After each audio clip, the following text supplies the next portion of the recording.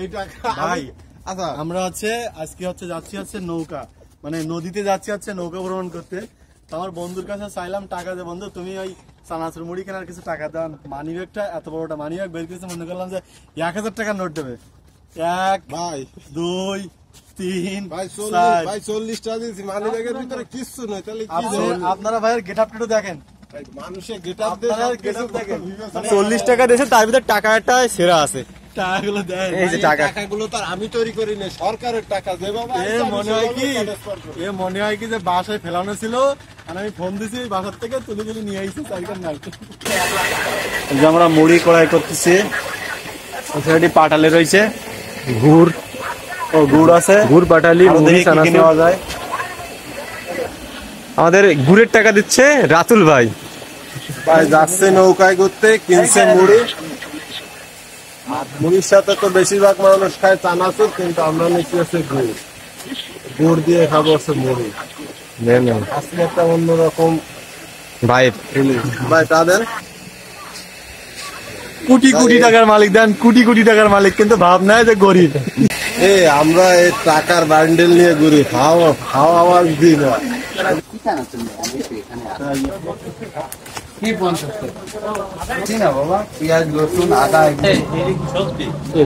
আমাদের সবকিছু কেনাকাটা শেষ। এখন আমরা চলে যাবো নৌকার দিকে। আর আমরা আস্তে আস্তে গুটি গুটি পায়ে হাঁটতেছিলাম নৌকার দিকে। আর অলরেডি নৌকাতে চলে আসলাম। আর দেখতেছিলাম যে বাপি আগে উঠতেছিল, তারপরে আমি আগে উঠে চলে গিয়েছিলাম।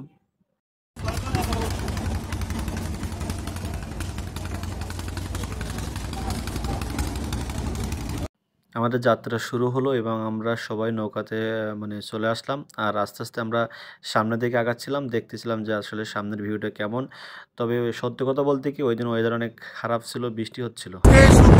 এই শুক্রবার উপলক্ষে আজকে আমরা আসছি রূপসা নদীতে ঘুরতে, ভৈরব নদীতে আসছি আমরা ঘুরতে।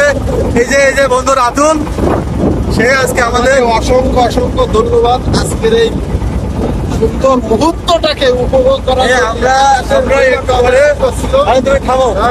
একটু পরে আমরা যে মুড়ি আছে, আমার টাকা দেওয়া, ঠিক আছে আমার টাকা দেওয়া, এই যে মানি ব্যাগে টাকা নেই, আর সব টাকা ওখানে দেওয়া হয়ে গেছে। এখন কথা আছে আমরা এটা খাবো। আর আপনারা যারা খুলনার মানুষ, তারা মাঝে মধ্যে এরকম সুন্দর, এই দেখেন কত সুন্দর একটা জায়গা, দেখেন এই সাইডে দেখেন কত বড় বিল্ডিং আছে। আপনারা যারা খুলনাতে থাকেন তারা অবশ্যই মাঝে মধ্যে নৌকা ভ্রমণ করবেন, অনেক বেশি ভালো লাগবে। আচ্ছা বন্ধু, তুমি তো আজকে আসছো, এই যে নদীতে ঘুরতে আসছো, তোমার কাছে অনুভূতি কেমন লাগতেছে? অসাধারণ। আমার এই নৌকা ভ্রমণের জন্য যে একটা অফার দিলে, অফারটা পেয়ে আমি আর লোক সামলাতে পারলাম না। তুমি হয়তো জানো না যে তোমার পেছনের ভিউটা যে এত সুন্দর লাগতেছে, অসাধারণ লাগতেছে, এক কথা হচ্ছে অসাধারণ। আমরা আরো আপনাদের দেখাবো যে এরপরে কি কি খাওয়া দাওয়া করতেছি এবং আমরা কিভাবে এনজয় করতেছি। এই যে আমাদের নতুন একজন মেম্বার চলে আসছে, তারা রিসিভ করার জন্য আমরা আবার নৌকা ব্যাক করছি। আমরা এখানে সব বন্ধু বান্ধবরা আসছি।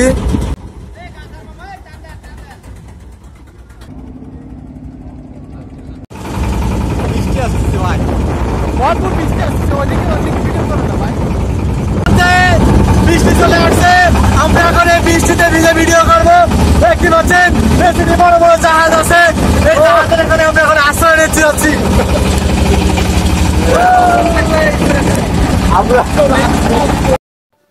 প্রচুর পরিমাণ বৃষ্টি হচ্ছে। আর আমরা সবাই নৌকা থেকে নেমে আমরা একটা জায়গায় বিশ্রাম নিচ্ছিলাম, দেখতেছিলাম যে আসলে কেমন পরিমাণ বৃষ্টি হচ্ছিল। আমি আবার একটু নামছিলাম যে আমি একটু বৃষ্টিতে ভিজবো, তো দেখলাম যে আমার সাথে কেউ আসলো না, এই জন্য আমি একা আর কি করতে ভিজবো, এই জন্য আমি চলে আসলাম।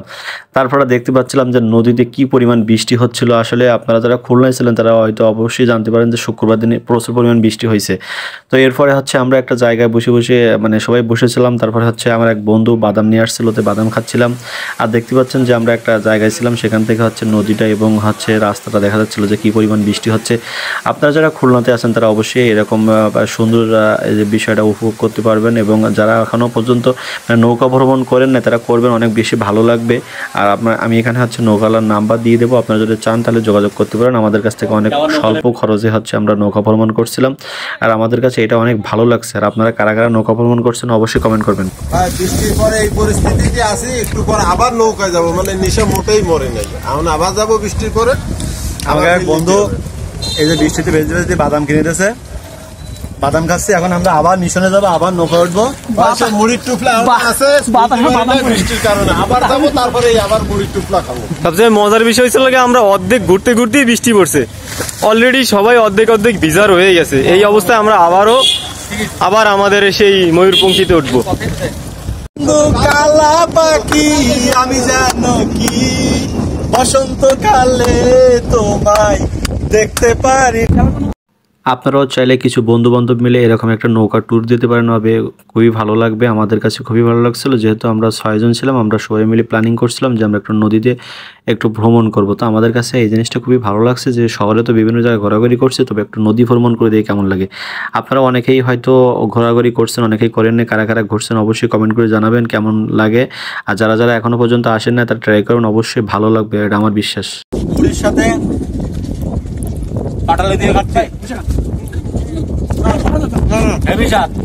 আমাদের মতো এরকম মুড়ির সাথে পাটালি দিয়ে কে কে খাইছেন অবশ্যই কমেন্ট করে জানাবেন।